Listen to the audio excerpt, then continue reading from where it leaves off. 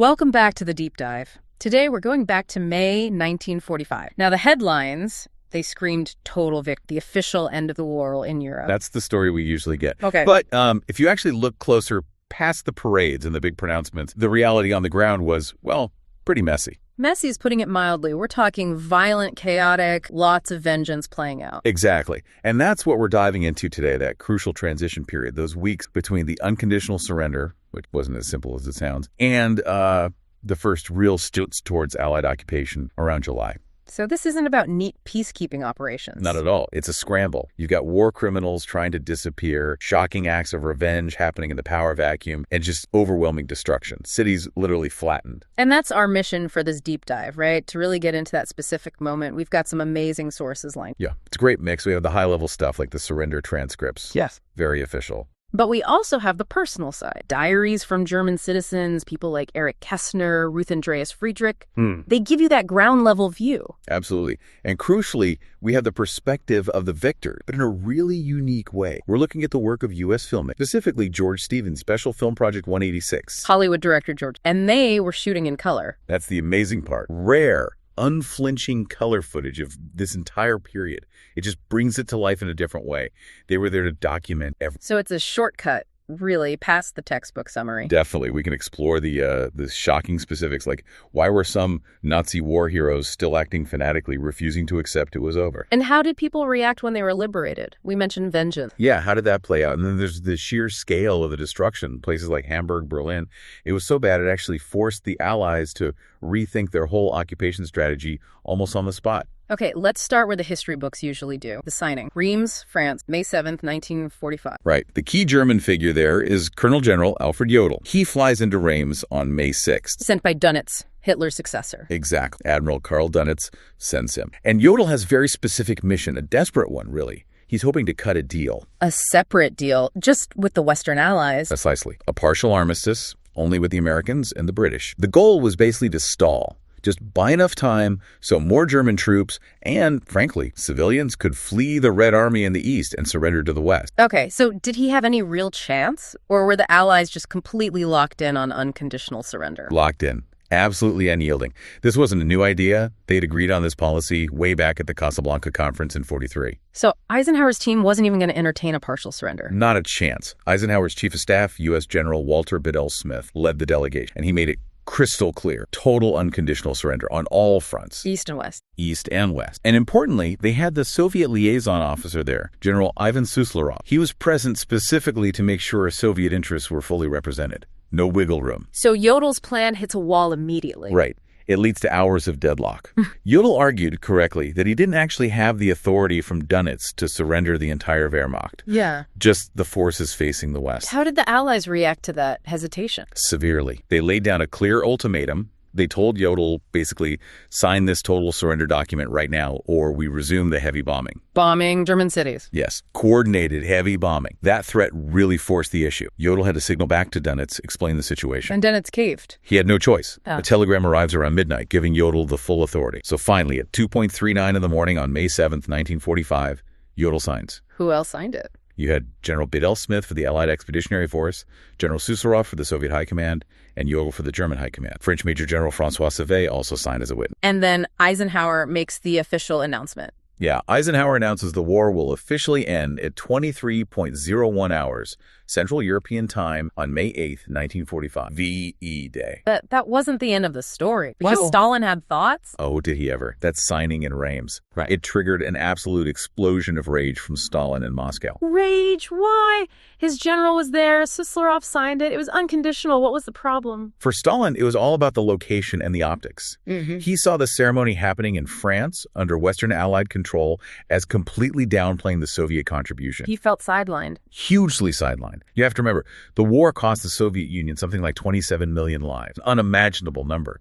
Stalin felt Suslarov looked like a mere observer at this French ceremony. So for him, the symbolism was all wrong. Completely wrong. For the Soviet leadership, the real, true victory had to be formalized in the heart of the enemy capital, Berlin, the city they had fought tooth and nail to conquer. So he demanded a do-over. Basically, yes. He insisted the entire ceremony be repeated in his sphere of influence in Berlin. Wow. Okay. So that leads to a second formal signing ceremony. This one takes place in the Berlin suburb of Karlshorst, which was firmly under Soviet control. When did that happen? It happened late enough on May 8th that when you factor in the Moscow time difference, the actual effective date of the surrender for the Soviets became May 9th, 1945. And that's why May 9th is Victory Day in Russia and many former Soviet states. Exactly. It wasn't just bureaucratic, it was a crucial political statement for Stalin. Only a signing on Soviet-conquered ground in Berlin could properly symbolize the end of the war that had cost them so much. Okay, let's flip back to the German perspective. How did Admiral Dönitz, the new leader, present this total defeat to the German people? Well, Dönitz gets on the radio on May 8th. He tries to spin it, essentially.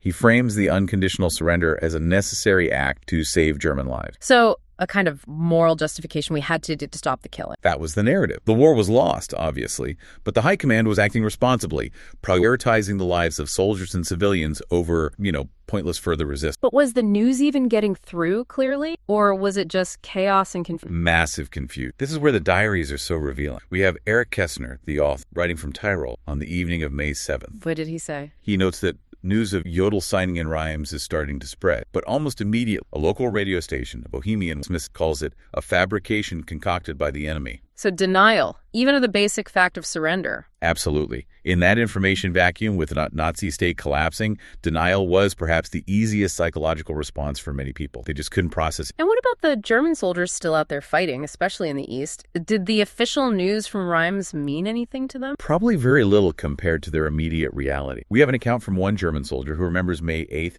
not as a day of peace, but as a day of intense fear. Where was he? Was trapped in Czechoslovakia, surrounded by enemy force. For him, the official surrender didn't mean safety. It meant captivity was imminent. And especially if you were facing the Soviet, that was terrifying. Yeah, the dread of what Soviet captivity would mean. So the official peace decree didn't bring security. It brought exposure. Utter exposure. And that fear was absolutely fight, especially in places like Czechoslovakia. The end of the war there wasn't just peace. It triggered a really sudden and intense wave of vengeance. Let's talk about that. The American advance into Bohemia, Western Czechoslovakia, was incredibly fast, wasn't it? Phenomenally fast. General George Patton's Third Army was just chewing up ground, sometimes 30, even 40 kilometers a day in early May. What was the objective? To push as far east as possible, link up with the Soviets, but crucially, stop at the pre-agreed demarcation lines. They weren't supposed to go further east than certain points. And this rapid advance led to the liberation. Pills plunged. That was May 6th. And this is a key moment captured by George Stevens' film unit, Special Film Project 186, in color. What did they film? Pure jubilation. The footage shows American GIs arriving, and immediately the Czech population just erupts. There's a huge, spontaneous victory parade. A real sense of liberation. Absolutely. The filmmakers actually noted in their logs this is the first time they'd filmed scenes of such boundless joy. It was a stark contrast to the grim things they'd been documenting, like the liberation of Dachau just days before. But even with the cheering crowds, Pilsen was still dangerous, right? The fighting was technically over, but there are still German troops around. Very dangerous. There were about 15,000 armed and likely pretty determined German soldiers still in and around the city. It could easily have turned into a final bloody battle for Pilsen. What prevented that? The local German commander, General von Manteuffel, not the more famous Hasso von Manteuffel, a different one, he saw the writing on the wall. He was facing two superior U.S. divisions. Fighting was pointless. So he surrendered. Yes. He finalized the surrender at 2:15 p.m. on May 6th, saved the city from destruction. But his own end was quite dramatic. Very grim. Immediately after signing the surrender documents, in front of his own staff and apparently his wife, von Manteuffel committed suicide. A final act of defiance or despair? Probably a bit of both. A reflection of that rigid military code, unable to face defeat. But it starkly contrasts with the behavior of other German commanders in the era, particularly Field Marshal Ferdinand Schörner. Schörner. He was notorious, wasn't he? Hitler even appointed him commander-in-chief of the army in his last will. That's right. A huge final promotion for one of the most brutal, fanatical Nazis in the high command. Schörner truly lived by the maxim, strength through fear. How did that manifest in those final days? Absolute brutality, aimed at his own men. The sources describe him enforcing discipline with pure terror, especially against deserters, which were becoming numerous. What did he do? His military police, the chain dogs as they were called, would summarily hang suspected deserters from the nearest trees or lamp, often with signs pinned to them. Signs saying what? Horrific things like, "I refuse to protect German women and children," or simply, I am a traitor. It was state-sanctioned terror to keep the ranks from dissolving completely, even when the war was clearly lost. And this wasn't just rogue actions, it was policy. Goebbels commented on. Yes, Goebbels, the propaganda minister, noted as late as March 1945 how effective Schörner's methods were, psychologically. What was his observation? He chillingly said that every soldier under Schörner knew he can die at the front and will die at the rear. There is no escape. Stay and fight, you might die. Try to flee, you will be killed by your own side. That's a terrible choice. And when that kind of regime finally collapses... The backlash is almost inevitable. The power vacuum gets filled instantly, often with violence. And in Czechoslovakia, that meant revenge against the Germans and collaborators. Exact. Czech resistance fighters immediately started moving to reclaim territory lost in the 1938 Munich Agreement, dealing harshly with the Sudeten German and anyone seen as having sided with the occupant. And this wasn't just spontaneous mob violence, it had political back. It certainly had encouragement from the top. Edvard Beneš, the Czech president returning from exile, had consistently called for retribution throughout the war. What was his stance? He publicly demanded that the Germans be paid back many times over and without mercy for everything they'd done in Czechoslovakia since 1938. You have to remember, 6 years of really brutal German occupation, deportations, suppression of Czech culture. It created enormous bitterness. So when the German authority vanished, that bitterness exploded. Yes. Acts of vengeance became very common, especially in areas where there was a gap between the German retreat and the arrival of Allied force, whether American or Soviet. Were the Allied troops witnessing? Oh, yes. American soldiers often encountered the aftermath, or sometimes even the acts themselves. The sources are quite graphic about finding victims, about bodies of Germans being carted away. And the local reaction. One source states starkly, no one in Bohemia shed a single tear for a dead German. For the liberated Czechs, after years of oppression, this felt like necessary just, however brutal. It reflected the trauma they had endured. So we have this chaos on the ground. What about the architects of the Nazis, the leaders, the high command? Were they facing justice? Or just trying to save themselves? Mostly trying to save themselves. Take Field Marshal Schörner, the fanatic we just discussed. Yeah. Was he going to stick around and face the music? Not a chance. What did he do? On May 9th, the day the war officially ended in the East, according to Moscow time, he disappeared. But he doesn't surrender with his troops. No. He changes into civilian clothes, grabs several thousand Reichsmarks, likely looted government funds, and commandeers a small two-seater Fieseler Storch liaison plane, flies off to Austria. A pretty cowardly escape, dressed as a civilian. Did he get away? Not for long. The Americans picked him up pretty quickly after he landed in Austria. But his escape route, heading west, trying to blend in, that was the pattern for thousands. Remnants of the Wehrmacht trying to avoid the Red Army. Exactly. A huge westward flow of soldiers hoping to surrender to the Americans or British. And mixed in with them, crucially, were members of the SS, Himmler's fanatic. They knew they'd likely face harsher treatment, especially from the Soviets, so they tried to dissolve into the crowds of ordinary soldiers and fleeing civilians, shed their uniforms, hide their identities. And then there's maybe the most prominent figure trying to navigate it, Hermann Goering. Ah, yes. Reich Marshal Goering. By this point, Hitler had already stripped him of all his titles in a fit of rage near the end. But Goering was still a huge figure. He surrendered in Augsburg, right? And this was filmed. Yes, he surrendered near Augsburg around May 14th, and George Stevens' film unit was there again, capturing it in color. What was his attitude like? Bizarrely cheerful, almost nonchalant. The reports say he actually smiled for the U.S. Air Force camera team. Smile? Yes. And he apparently made this astonishing comment comparing the war to a football match. A football? He supposedly said, the game's over, the loser shakes the winner's hand, and all is forgotten. That's staggering. Considering the Holocaust, the millions dead, how did the people there react to that? Bewilderment, mostly. Yeah. We have an account from the American reporter Klaus Mann, Thomas Mann's son, who witnessed Goering's surrender. He described Goering as being like a condottiere. A condottiere, like the Italian mercenary captain. Exactly. Ruthless, powerful, maybe a bit flamboyant, but ultimately amoral. Mann felt Goering had this touch of joviality, despite the monstrous reality of his action. And Mann even wrote, disturbingly, that Goering came across as not particularly unsympathetic. Wow. Was that just an act by Goering, or did he genuinely self that way? Probably a bit of both. It was definitely a performance for the cameras, playing the part of the good loser, but it likely also reflected his own colossal ego and his ability to compartmentalize. He saw himself as a major historical figure above ordinary morale. And this attitude extended to denying responsibility. Oh, completely. That became the standard line for so many high-ranking Nazis. Goering claimed he had no idea about the full extent of the concentration camp. Said if he'd known, he would have taken vigorous action. Which seems utterly implausible. Of course, but it mirrored this widespread suppression of guilt that swept across Germany. He maintained that denial right through his trial at Nuremberg. where he was sentenced to death. Sentenced to hang. But Goering got the last word, in a way. He managed to commit suicide with a hidden cyanide capsule just hours before his scheduled execution in October 1946. And his final comment? Reportedly, something chillingly self-satisfied like he had a good life for 12 years.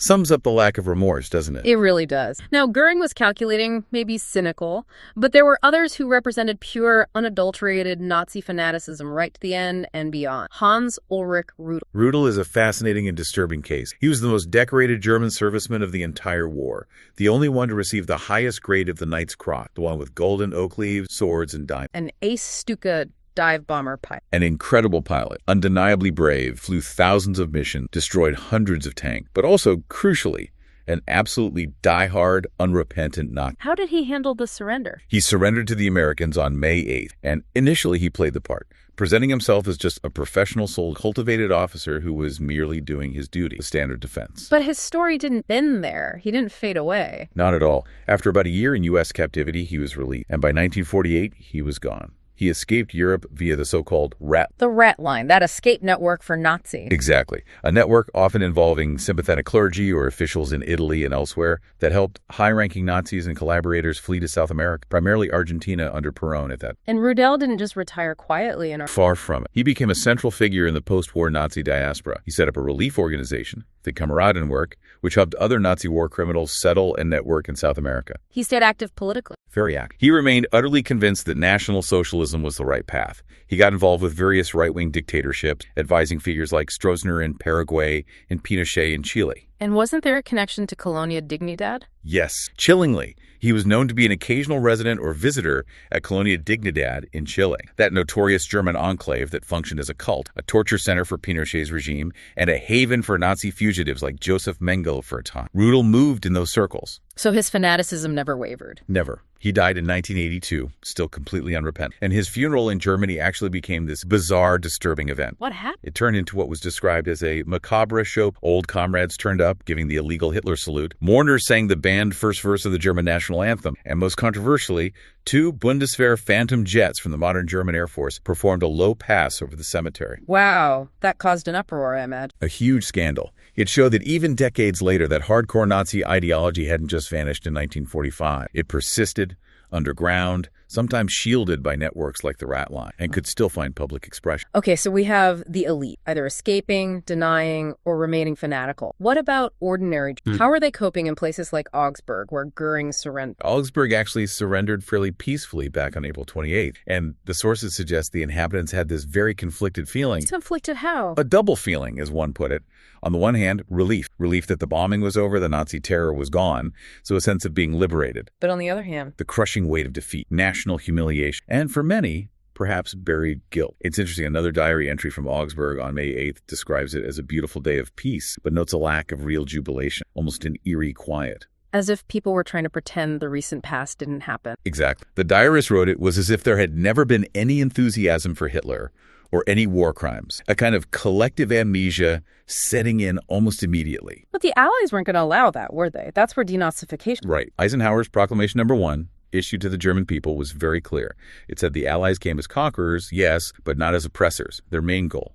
To obliterate Nazism and German militarism. A massive undertaking. How did they even begin to try and achieve that? It kicked off the whole denazification process. The idea was to investigate and classify pretty much every adult German based on their involvement with the Nazi regime. How did that work in tribunal? Yes, hundreds of thousands of local tribunals called Spruchkammern. The main tool was a very detailed questionnaire, the Fragebogen, 131 questions about everything: party membership, jobs held, benefits received under the Nazis, did you denounce anyone, etc. And based on the answers, people were categorized into 5 main categories, ranging from major offender, Hauptschuld, down through offender, lesser offender, follower, Mitläufer, to exonerated person, in Inlässtulter. The consequences varied depending on the category, from imprisonment and loss of property for major offenders to restrictions on employment for lesser ones. It sounds thorough on paper, but could it really work on that scale, processing millions of people? That was the huge problem. The sheer scale was overwhelming. The tribunals got bogged down. and Germans quickly figured out what answers to give on the Freiheitsbogen to minimize their involvement. So the results? Pretty mixed, and many historians argue ultimately superficial. The sources we have indicate that something like 2/3 of the people who went through the process were eventually classified as either mere followers or completely exonerated. Why such lenient outcomes for so many? A mix of fact. Practicality was a big. The Allies needed German society to function. They needed people to run the trains, the power plants, the local police. You couldn't just remove everyone who'd had any connection to the Nazis. So expediency trumped thorough investigation sometimes. Often, yeah. It allowed for this widespread minimization of personal guilt and responsibility. People could say, see, the Allies classified me as just a follower, and move on. It arguably hindered a deeper reckoning with the past for decades. And while all this political accounting was happening, or trying to happen, people on the ground were focused on something much more. Survival. Absolute. Eric Kessner's diary, again, writing from Tyrol around May 10th, gives a perfect snapshot of the new reality. What does he describe? The desperate black market economy that sprang up instantly. Yeah. Soldiers just demobilized or deserting were trying to get rid of military items. Cigarettes were currency, of course. But the big prize was civilian clothes. Yes, getting out of uniform was essential, both for practical reasons and to blend in. Kissner describes the scene. People offering smoked sausage, cigarettes, and cash, a fortune in those days, just for a single old, worn-out civilian suit. Material needs just completely overshadowed everything else. Which brings us to the sheer physical state of Germany. The backdrop to all this was just unbelievable destruction. Unbelievable is the right word. And George Stevens, the filmmaker, was determined to capture. His unit, remember, wasn't just standard military photographers. They were Hollywood professionals tasked with creating a high-quality, lasting record. What drove Stephen personally? He'd been profoundly affected by what he filmed at the Dachau concentration, the absolute horror. After that, he apparently resolved he would never again make light of Nazis in his films, and that he needed to document the end of this regime act, including the devastation it had wrought. He wanted to go to Berlin first, but couldn't get in initially. Right. In June 1945, Berlin was still exclusively under Soviet. The Western Allies hadn't moved into their sectors yet, so Stevens and his team went to Hamburg first. Hamburg had surrendered to the British back on May 3rd, but the city itself, what state was it in? Catastrophic. Utter ruin, especially in the core area. While some outer residential districts might have been less damaged, estimates suggest around 80% of the huge port, one of the biggest in Europe, was destroyed. The entire city center was rubble. This wasn't just gradual damage, it was from specific, intense bombing raids, wasn't it? Operation Gomorrah. Exactly. Operation Gomorrah back in late July 1943, a series of massive concentrated raids by the British and Americans. Famous or infamous for creating firestorms. Yes. The bombing was so intense over such a small area that it created literal firestorms, massive vortices of fire that consumed all the oxygen, reaching incredible temperature. It essentially incinerated large parts of the city center. The human cost. Estimated around 34,000 people killed in just a few days. It was apocalyptic. We have a quote from the German author Hans Erich Nossack, who lived through it. What did he say? He wrote about the destruction of the city, saying it was simply incomprehensible. That weight is so appallingly heavy, it is almost impossible to describe. It gives you a sense of the trauma. So, for the survivors in Hamburg, what was the priority? The absolute base. A roof over their head somehow, finding food, basic security, just the minimum requirements for existence. Stevens eventually did get into. When was that? Early July 1945. That's when the Western Allies, the U.S., British, and French finally moved in to occupy their designated sectors of the city. Stevens' team went in with them partly to film the city's state, but also to document the upcoming Potsdam Conference. And Berlin was even worse than... By all accounts, yes. It was the epicenter. We have a description from British Air Force Marshal Arthur Tedder, who flew over it. He called Berlin completely destroyed. What else did he say? He saw it as a monument to Prussian militarism and Nazi horror. He even suggested, quite provocatively, that the ruins should just be preserved as they were, like a modern Babylon or Carthage, a warning to the world. He concluded the city was completely dead and probably could never be. Wow. Stevens' footage captured that Babylonian ruin? I think it tried. But how do you capture something that vast? The statistics help paint the picture. Over the course of the war, something like 50,000 tons of bombs were dropped on Berlin. Yeah, resulting in around 48,000 buildings completely destroyed, another 23,000 severely damaged. Large parts of the city were just gone, flattened. Yet people were living there. Millions of them. About 2.8 million people were still in Berlin by July 1945, mostly women, children, and the elderly. And what Stevens' color footage really captures alongside the destruction is their incredible, tenacious spirit of survival amidst the ruins. And that brings us to the Trümmerfrauen, the rubble. Yes, the iconic image of post-war Berlin. Women, often working in organized brigades, literally climbing over mountains of debris, salvaging bricks, clearing streets by hand. It was back-breaking, dangerous work that went on for years. Yes, but very little, around 72 pfennigs an hour. But the real incentive was often the ration card. Doing this heavy labor entitled them to a better ration card, the heavy worker card.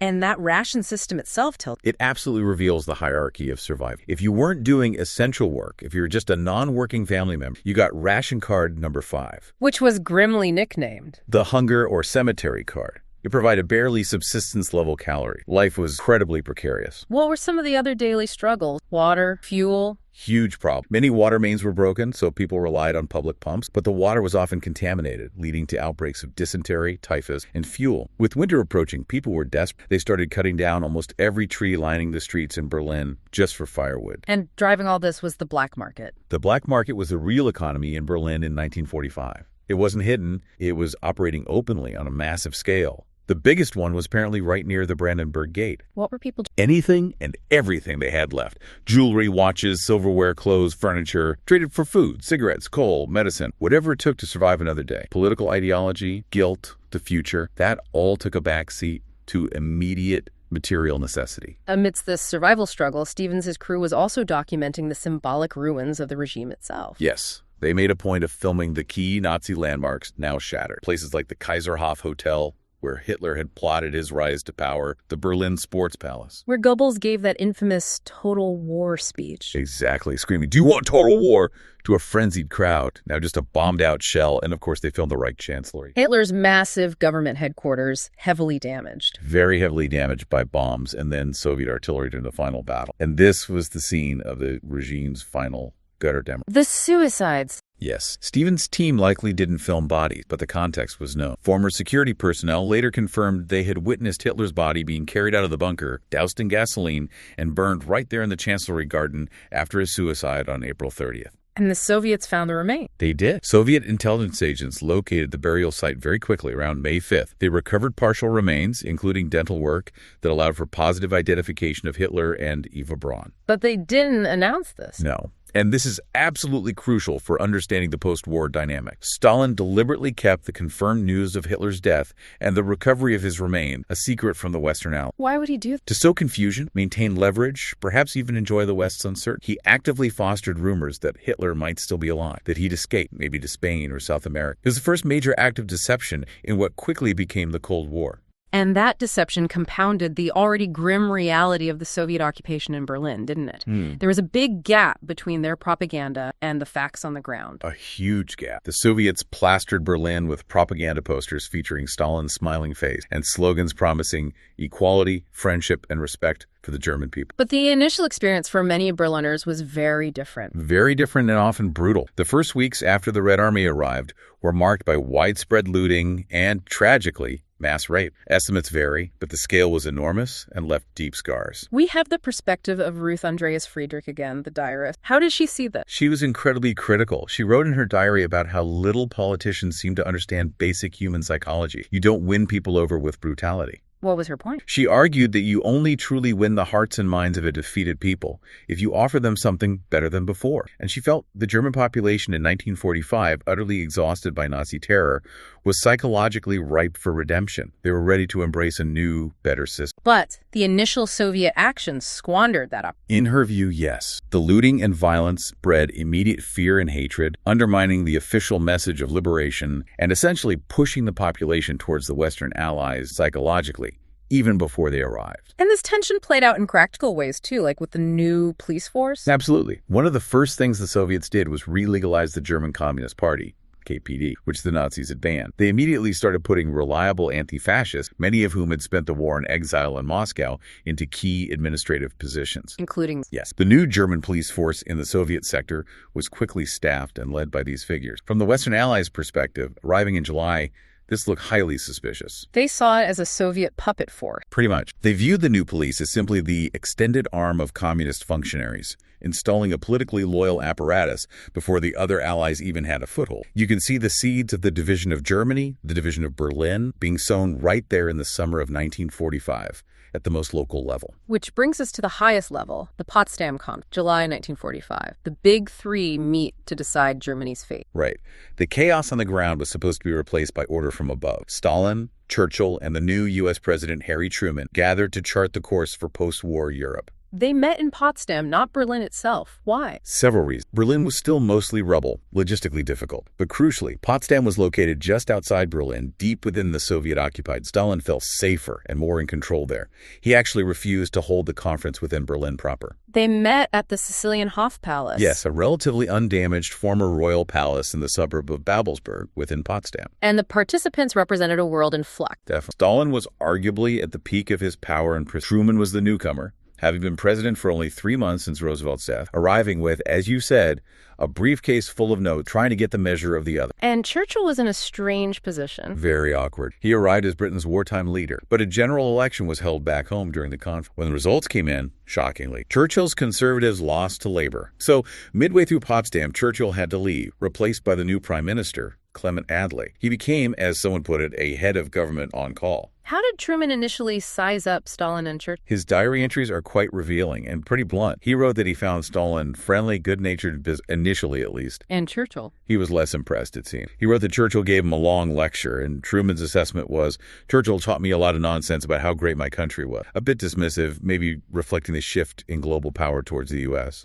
And even in these high-level talks, Stalin kept up his deception about it. Astonishingly, yes. During a casual chat with U.S. Secretary of State James Burns, Stalin just casually remarked that he believed Hitler wasn't dead, that he must have escaped, maybe to Spain or Argentina. Months after his own forces had identified the body? Why? Pure strategic ambiguity, perhaps. Keep the West guessing. Maintain a sense of mystery, maybe even leverage. It just underscores the profound lack of trust that already existed beneath the surface of the alliance. But there was another secret looming over Potsdam, one Stalin didn't know about. Yes, the game changer. While the American delegation was en route to Potsdam, or perhaps just as they arrived, they received word that the first test of an atomic bomb, the Trinity test, had been successful in New Mexico. How did that change the dynamic? Immensely. Truman now possessed knowledge of a weapon of unprecedented power. He received the coded message, "Babies satisfactorily born on July 16th. Observers noted his demeanor changed almost immediately. He became more confident, more assertive in his negotiations with Stalin, less willing to compromise on certain points. He subtly hinted to Stalin about a powerful new weapon,